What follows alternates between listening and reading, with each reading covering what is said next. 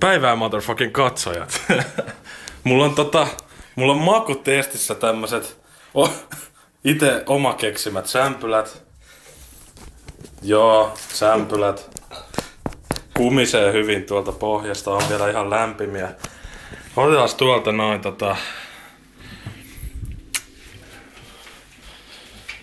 voi veitsi. Panu, missä meidän voiveitset on?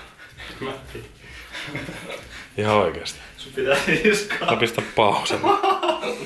No niin, nyt löytyy voiveitsi. Tämmönen voiveitsi. Sitten otetaan täältä jääkaapista. Otetaanko floraa vai valkosipulia? Otetaan vähän molempia tosta noin. Vähän muuten vaikeet olla joku YouTubettaja, koska tää on vitu.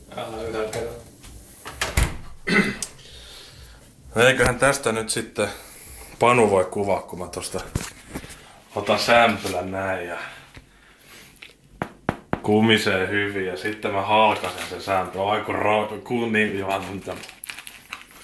tää on vähän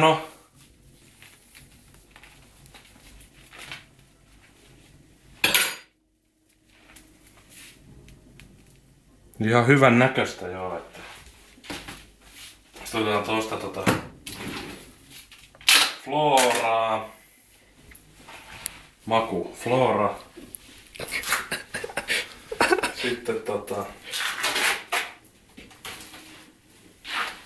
tosta noin vähän sen floraa noin.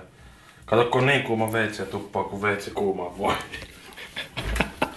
Sitten otetaan tosta noin ja heitetään tohon päälle ja sitten maistellaan. No tää on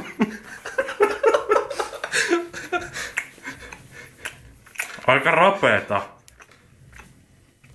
Ihan hyvä tälleen halpisleiväksi.